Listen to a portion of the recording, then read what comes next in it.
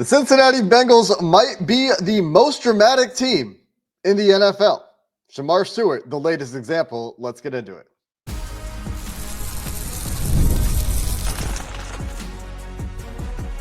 You are Locked On Bengals, your daily Cincinnati Bengals podcast.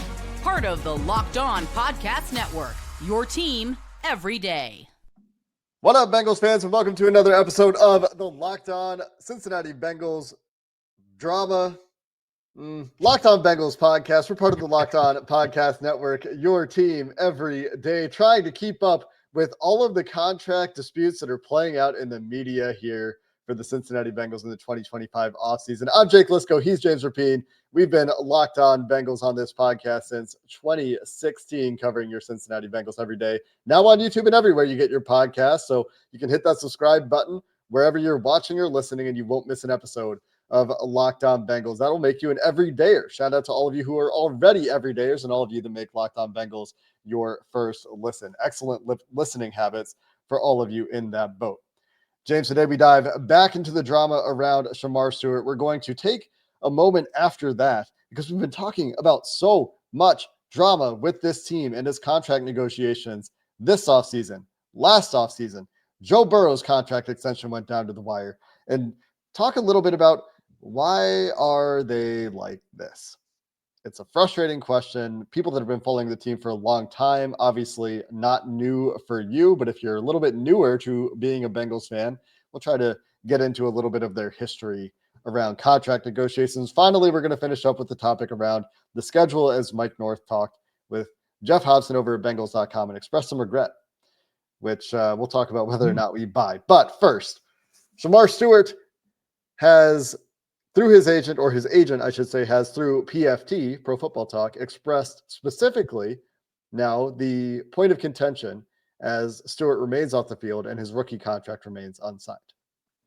Yeah, it's here we go. It's just more drama. You're right. And I think there are both sides to this, two sides to it at least. Maybe you want to go three sides. Regardless, we'll try to get to every single side here, but I'll read a little bit of what PFT, Mike Florio, wrote. The Bengals and Stewart are haggling over language regarding the potential voiding of his future guarantees. Per a source with knowledge of the situation, the Bengals want to include a phrase that causes a default in the current year to trigger a default in all remaining years. The problem is that the contract signed by last year's first-round pick, Amarius Mims, does not include the language that the Bengals are now attempting to insert into Stewart's deal. Mims obviously was the 18th pick, Stewart 17th pick this year. The key phrase, we're told, also doesn't appear in contracts signed earlier this year by Jamar Chase and T. Higgins. And there we go. Something that you've mentioned on the pod, Jake, is that this is one of the possibilities. And what's interesting about it, and Florio added this, is some teams have done this, but there's more upfront money to it. And that the rookies that have agreed to it have gotten the upfront money that they were desiring to do that. And it's a give and take. And I do think that that's an interesting point. But really, regardless, I keep coming back to it. Like, now we know the why. We have a good idea about the why it's not signed. But it's May 25th, and not every rookie is going to be signed by May 25th. But when it's keeping him off the field, that's when it hurts. And it hurts Shamar, and it hurts the Bengals, and it hurts everyone involved. And it's why, by the way, this is a topic. This isn't really a topic for us if he's practicing, because it's May 25th, and he doesn't need to be signed. He does not have to sign his rookie deal. But since he's not practicing, whether that's on Shamar's camp, or the Bengals, or everybody involved, that's the issue. That's why it's a topic. That's why we look, and we're a month removed now from the draft, and we're like, man, that guy was a really raw prospect. Like, a lot of evaluators felt that way about him. He needs reps. Well, he's not getting any reps, which means he's not getting better, which means how much are they going to be able to bank on him right away? And it's all part of it. And it's why this is such a huge discussion, a huge topic. Yeah, it's not unusual at all for a first-round pick to be unsigned on May 25th as we're recording this podcast. Maybe May 26th as you're listening to this podcast. Maybe he's signed by the time you're listening to this podcast. That would be great. Just take one piece of drama off our plates. Let us talk about something besides contract drama for a week on Locked On Bengals. Maybe we'll be able to talk about just Bengals football topics. And we do have plans to do that, but then these contract related stories and complaints keep coming out, and we have to address them over and over. But like I said, not unusual for a first round pick not to be signed right now. Marius Mims wasn't signed until what, July? Late July last year? Yeah. Like July 22nd, like right before camp. Yeah. So that's fine, but Amarius was practicing the whole time. It wasn't I'm not going to practice because I don't have a contract, and because initially, and maybe it still is an issue, the injury waiver protections weren't sufficient for Shamar Stewart's camp to feel comfortable putting him on the field. And now there's this issue over these new contract guarantee voiding language topics that the Bengals maybe are trying to establish precedent for all their rookies. Maybe this is just something they've changed this year, which, okay, the Bengals are allowed to try to do that, but if it's a point of contention, then eventually it will be resolved, and it will be resolved. But again, the reason it's an issue is because Shamar isn't on the field. This maybe happened with Amarius Mims last year. Maybe they tried to do the same thing with Amarius Mims last year, and it didn't play out in the media. And that's why it took until July. And finally in July, they're like, okay, fine, we'll take it out. And then nobody knew about it. We were none the wiser because it didn't play out through Pro Football Talk, and it didn't play out on the Locked On Bengals podcast, and it didn't play out with Amarius Mims missing practices. But again, because Shamar isn't on the field, we have to talk about this, and we have to talk about how annoying it is that it's another contract that feels like it's harder than it has to be. We have more details than we have in the past. These things playing out through the media, Trey Hendrickson as well, Jamar Chase last year. Having more information makes it more annoying because you get a look at how the sausage is made, right? And it's not pretty.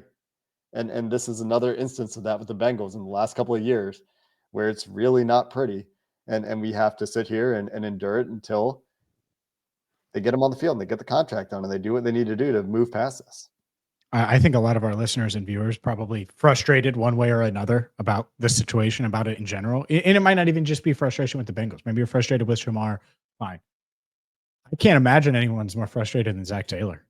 Mm-hmm. Because like if they get off to a slow start or the defense isn't playing at a high level, and that's a big part of it, and they need more pass rush, well, the two guys that you're really banking on to help that, one guy is in limbo and Trey Hendrickson, and then the other guy in Shamar Stewart you took with the 17th pick, hoping that he would help there and hoping that he would be disruptive and make an impact right away. And that doesn't mean he won't. Of course, still time, still early. I think there are a lot of people that would look at this and say, it's still May. I'm not worried about it. And I do get that. Like, there were holdouts well into training camp for years and years and years. Akili Smith showed up to Georgetown with a boombox weeks into camp. And yeah, Andre Smith, that video has gone viral from Hard Knocks in 2009. Like, I get it. I understand that side of it. But in this day and age, with the rookie wage scale, we've already signed rookies to contracts that clearly didn't have this in it. Amarius didn't have it in it. Either find a way to get him on the field with the contract and getting it done. And by the way, this goes to Shamar's people too. You should want your client on the field right now so he can make an impact and make a run at Defensive Rookie of the Year. That should be his focus. Would be my focus. And so both sides should want to get this done so number 97 can be on the field and learn from his teammates and be ready to go and hit the ground running when training camp starts, not playing catch up. And that would be my fear at this point. Seems like such a small thing to resolve. And I guess it's not. If it was that easy, they would have resolved it. But it's not like we've talked about this many times. The money is set. The money that Shamar Stewart is going to make on this contract is set. They're talking about language. They're not talking about money. That makes it all the more frustrating. We've seen them dig in over guarantees in the past. We've seen them dig in over money in the past. We've seen that lead to things getting strung out in the past. And now we have a language issue that's leading to their first round pick who needs reps not being on the field. And it's just frustrating all the way around. And I'm going to keep saying pulling teeth until it's not pulling teeth. That's what doing contracts is with this team. Why are they like that? How far back does the history go? Let's talk about that a little bit and give a little bit of characterization to how the Bengals approach these negotiations, why it's so frustrating, and why these complaints have been ongoing for so long. We'll do that coming up next. Ever check your bank account and wonder, where did all my money go? Between dining out, online shopping, and entertainment, it's easy to lose track, especially when you're looking to pay that 17th overall pick. All right, I'm kidding. But Monarch Money can help you because they can be your personal CFO, giving you full visibility and control over your finances. Monarch Money isn't just a budgeting app. It's a complete financial command center. You can track all of your accounts, investments, and spending in one place. So you stop managing your money and start building wealth. Managing money with your partner is smoother than ever. You can track shared and personal accounts, set goals, and instead of juggling multiple apps, you can use Monarch Money to check your finances, track spending, and even plan long-term goals. Take control of your finances with Monarch Money. Use code LOCKEDONNFL at monarchmoney.com for 50% off your first year. That's monarchmoney.com, code LOCKEDONNFL for half off your first year. James, the Bengals have a history. People that have been following this team for a long time probably expected all of this negotiation stuff. They're not surprised by it, at the very least. If they didn't expect it, they're not surprised by it. I mean, there's the old Carson Palmer example. Carson Palmer retired instead of playing for the team after they didn't trade him and he made his trade request. But in recent history, for people that say they started following the Bengals during the Super Bowl run, the AFC Championship run, Joe Burrow joining the team, a lot of new fans in the last few years, right? Mm-hmm. This has been visible even in the Joe Burrow era as well. And there are many examples. Yeah, it's been sprinkled throughout the Joe Burrow era. I think, especially in recent years, you've noticed it, and it's Jesse Bates. Like that, the Jesse Bates one is the one that's going to come up a lot. I think T. Higgins was close to being in that realm, and it didn't happen. But there are times when, really throughout the Bengals' history, where it's like, oh well, they should pay this guy, and then they don't. And sometimes they get it right. We all obviously remember a lot of the times they got it wrong. DJ Reader certainly hurt them last year. They shouldn't have paid Sheldon Rankins. They shouldn't have, especially the same money that they could have given DJ Reader. Should have just kept DJ Reader. Both had injury histories. Rankins, a huge mistake, like awful decision. So there are plenty of those. But the most recent one to me that really impacted the team was last year with Jamar. Jamar is like, you knew you were paying him. The world knew. It doesn't matter what happens, you have to pay Jamar Chase. Joe and Jamar, like you have to. It's just inevitable. And so to have that negotiation go into basically not just game week, but into like that Friday and Saturday of things, and have Jamar question whether or not he's going to play that first game. It's such a distraction. And that's the element of it that, like with Trey or Shamar, like you definitely don't want it to get to that point with Trey, right? And then the rookie stuff is different, but just you don't want something that's inevitable, signing Shamar Stewart, to impact his rookie year. Jamar signing an extension was always going to happen in Cincinnati. Always. They were never going to trade him. That was never a thing. And so for that to bleed into last year and then him have to play out that year without a deal, well, it just hurt the team early in the season. And ultimately they may say, hey, we got a motivated Jamar and it worked out. And yeah, it probably cost you the Kansas City game, right? It might have cost you that New England game. And so that's where it's tough, I would say. And in the most noteworthy recent element here, at least that I can think of contract-wise. Yeah, I think T. Higgins does fit into the conversation where that was not going to happen until suddenly it was going to happen.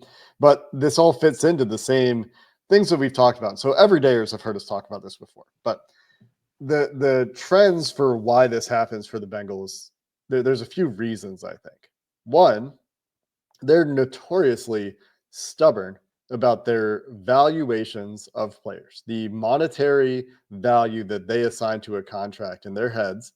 They pick a number, and unless they have to, because they're out leveraged, and I think of Jamar Chase and T. Higgins on this, and probably Joe Burrow a little bit as well. Not that they were ever not going to pay Joe, but that went longer than it needed to as well, into the very end of the offseason, right before that first game. They wait until they have to do things. And I think these things go hand in hand, right? They're stubborn about these valuations, and they don't do anything unless they have to do the thing.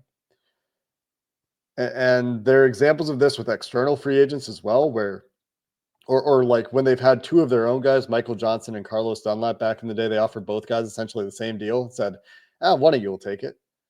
And then one of them did. Warren They Sapp goes way back to 20. Yeah. The Bengals should have gotten Warren Sapp. People that just started following the team, that was a thing that was going to happen in 2003, 2004. Mm-hmm. And they kind of left him at the altar there, basically. And so he went elsewhere. So they stick to these numbers that they come up with. And instead of negotiating, this happened with DJ Reader, I think, last year too. Like, they negotiated a little bit, but it wasn't meaningful. It wasn't moving enough off of their number of years, guaranteed money, overall money. They don't really care about the bad press they get. They don't care that Trey Hendrickson is going out there talking to you guys on the sideline right after practice or right as practice is ending for 20 minutes. It might annoy them a little bit, but it doesn't impact them. Not really. They've never cared. And goes through all of their public negotiations in the past. If anything, it makes them be more stubborn. And it makes them dig in their heels more, maybe drag things out even more. And I'm not faulting Trey for doing what he did. He has every right to do that. It's just the Bengals don't react to that. And I don't think very many teams in the NFL really do. A lot of teams in the NFL would prevent it from getting to that point. They would be more proactive in getting these guys paid. And that's the other problem. We've talked about this a bunch. The Bengals have been right quite often in letting guys play out their deals and letting them go elsewhere. They've also been wrong in recent years with a few examples and in waiting to pay guys. And this leads to you paying more for Jamar Chase, more for T. Higgins. And people call that counterfactual history with T. Higgins, saying that, he wasn't worth anything back then, and there were reasons not to extend it back then. And I don't really see it that way. They always could have extended T. Higgins for much, much cheaper than $30 million per year if they had been proactive. And maybe there's then a contract dispute that follows, right? And he wants more money. He wants a raise. And this Trey Hendrickson situation plays out with T. Higgins. Who knows? But by waiting and by being stubborn about their valuations and by generally playing hardball whenever they can, even over things as simple as contract language now, we see these things take longer than they need to and be a little bit more painful than they need to. And when they play out publicly, we see how the sausage is made, which I referred to previously. It looks really bad from the outside. You're making me hungry with all these sausage references. By the way, Warren Sapp, it was 2004. I thought it was. So it was after Marvin got to town, 2003. They go 8-8. They make a run at Warren Sapp, and he ended up in Oakland at the time with the Raiders. But by the way, the Bengals ended up with Sam Adams. So there you go, Sam Adams. He was big. Didn't make much of an impact, but he was big. Yes, it does always feel like there's something. It always feels like it's something. It just does. It just does. It's why going into the draft, we're like, man, they have so many holes. Why is it always like take that extra step? And it's the same thing in negotiations with a lot of these guys. The franchise, the most important person in the building, and Joe Burrow didn't get his deal until the Thursday before the regular season started. Come on. You telling me Joe wanted that? You're telling me Joe wanted that to drag into game week? Like, that's insane. That's insane. That's Gotham not paying Batman until right before he faces the Joker. Like, with that one, they probably were pretty much agreed earlier in the week, but like, just get the name on the dotted line earlier in the week then, or weeks before. Like, why are we dragging this out? Yeah, I don't want my star player signing a contract and jumping on a flight to go get hit by Myles Garrett. Yeah. Like it's going to be a tough game. He needs to be dialed into that and not having a moment. Joe would say, "Oh, it doesn't affect me" or whatever. Like, that's the point. Is there's a pattern, and it's always something. And it doesn't even mean that the Bengals are always wrong, by the way. But when you have the pattern, then everyone looks at the history, and that's That's it. But by the way, I don't necessarily think that Warren Sapp, like they got it wrong with Warren Sapp and they missed out on, I'm not saying that, but there's just the history of that. Yeah. And it's always harder than it needs to be. And sometimes they're right, sometimes they're not. I think that's what they would say. Mm-hmm. And I get that. But sometimes it's just simple and you should just get it done. Some of these are really obvious, and those are the ones that are the most annoying out of all of them, because every NFL team gets it right and wrong sometimes, like you said. And the Bengals are right sometimes. But these patterns over history are certainly frustrating. Also frustrating, 3 straight Thursday nights in Baltimore. Let's talk about what Mike North had to say when he talked with Jeff Hobson a little bit about the schedule coming up next.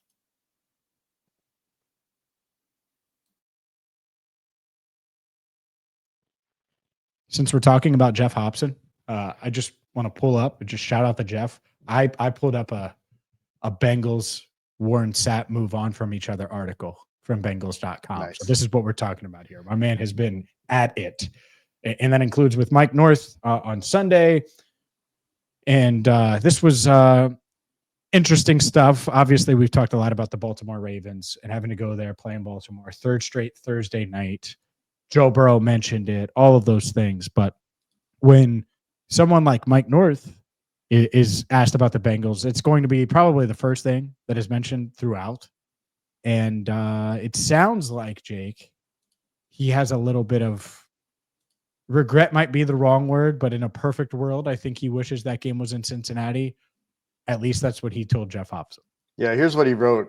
Jeff Hobson: if North could have one game back to reschedule, he would wave a magic wand over that 3rd straight short week Thursday night game in Baltimore on November 27th. He gets it. He knows the fans and the team aren't happy, just like they're livid in Los Angeles because the Rams always seem to travel to San Francisco to play their division rivals in a primetime game. In our most recent episode, by the way, we looked at the history, and there are other teams that have had to go play on short weeks. And it was actually San Francisco going to Seattle was one of the examples we found. But I did find it interesting. Wave a magic wand, Mike North. I mean, you literally have a magic wand. You just have to have just like the extra attention to detail when you're making the schedule. So I don't know how much Mike North is losing sleep over this. He seems to be generally pretty happy with the amount of national attention that he has created for the Cincinnati Bengals this year. He referred to the number of premium time slots, including primetime and the late afternoon window games, because those are generally national broadcasts, even if they're not standalone broadcasts. But the interesting thing then is when you start to include those late window games, most of those are on the road too. It's 2-1, 2 road, 1 home. So when you throw those into the balance, you got 3 primetime road, 2 late window road. You got a total of 5 premium time slot road games. You have a total of 2 home premium time slot games, which is the Thursday night game against Pittsburgh. And they have 1 late window game at home against Detroit in week 5. 425. Yeah. Yeah. It's, and the other thing that's wild, at least to, and you witnessed this in 2021, Thursday night, Jacksonville, but stripe out game recently, 2 years ago now. Like Bengals primetime is awesome. Like the DeMar Hamlin game before, obviously that happened, and obviously he's doing great and all that. But like the stadium, the atmosphere was electric. Like Paycor crushes it at night.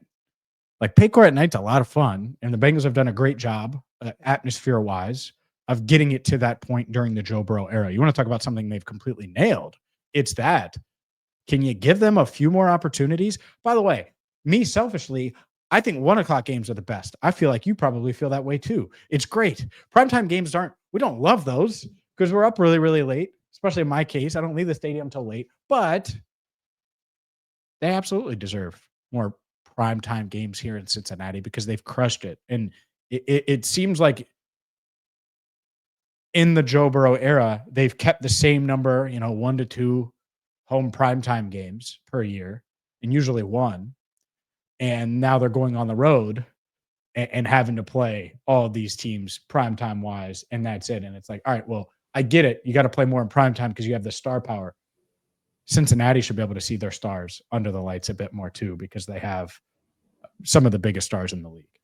I think the most disappointing thing about it, like you said, is how well Paycor does with this. The Yeah. striped stadium stuff is awesome. The fans do a great job with that. The team does a great job with that. The theme nights, the whiteouts.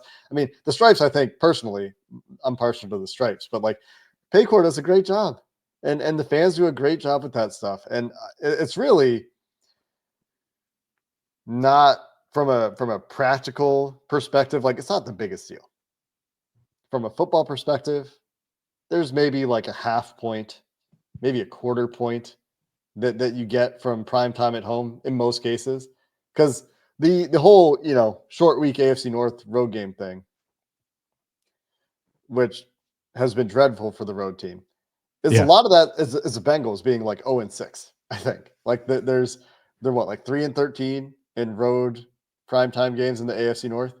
And the Bengals are maybe 0-6, 0-7 in those games. So the Bengals are on the one hand overrepresented because the Ravens have played one road division game in primetime in the last 5 years or whatever it is. Mm-hmm. I have a tweet on it. It's been retweeted recently enough. You can go find it. But while that disparity isn't okay from a practical perspective, like not the biggest deal. The teams still have an equal opportunity to win the games. Where it matters is mostly it's just for the fans. It's for the players having an opportunity to do it at home. It's for this opportunity for the city to put on a show. It's more of an event for the city. So it's Cincinnati that's being deprived. It's fans that are being deprived, which is really annoying. And I think fans are rightfully upset about those things. And Cincinnati just has to go overcome it. And like Mike North said, go ruin Baltimore's Thanksgiving. Yeah. Yeah. Well, of course. And I said this on a recent show, like now's the time to make your comments publicly if you're Joe Burrow. Yeah. And when it's game time, when it's in season, you just embrace the challenge, and he will. Mm-hmm. And it'll be fun. Playing on Thanksgiving is going to be awesome. Like I think he's going to love it. Now, traveling to Baltimore again. All right, we'll get some crab cakes, enjoy them, and then go put on a show. And he's played really well in Baltimore. That's the other thing. He has played really well in Baltimore. They've either had a lead late or been right there when he left the game, or he gave them a lead in 2022. And then the Ravens scored at the end to win the game. He left the game with a lead in 2023. Last year, we saw what happened. I mean, they should have they go for two. They could have easily tied it, go for two late. Like, so they've been awesome games. But does feel like Cincinnati should get another primetime game or two. Like I do feel for fans there. And I feel for the Bengals because they've put a lot of resources into making that an elite atmosphere. And so to do that and to like what you've done and then to only and Thursday night against the Steelers is going to be awesome. I'm not saying no, it's not, but it would be nice to have one or two more. I'd say that. Yeah. I look forward to the day that happens. I mean, the schedule makers, I think, have some get right to do. They have some makeup calls to make. Mike basically said that they're not going to go to Baltimore for a fourth straight year on Thursday night. I mean, he basically said that can't happen. There's enough of an outcry, and Joe Burrow talking. Maybe there's enough attention on it here to tilt the pendulum back to a majority home. But next year they have a heavy road schedule. They probably have an international game. That might be a home international game in a year where they're only going to have 7 home games next year. No, 8 home games, 9 away games next year. Because this year is a heavier home game year. Yep. So we'll see how it works out next year. But let's wrap up there, James. We've talked drama. So much drama. Where's the football talk? Well, hopefully we'll have a chance to get back to that a little bit this week as we dive back into the Bengals roster, get into some offseason prognostication over how the team's roster has shaped up, where it's better, where it's worse, where they can improve, even the stars, how the stars can get better. That's part of the conversation as well. We'll see how many of those topics we're allowed to get to this week, depending on what kind of drama emerges on Locked On Bengals. Until then, thanks for listening to this episode of the Locked On Bengals podcast. Hoo day, and have a good one.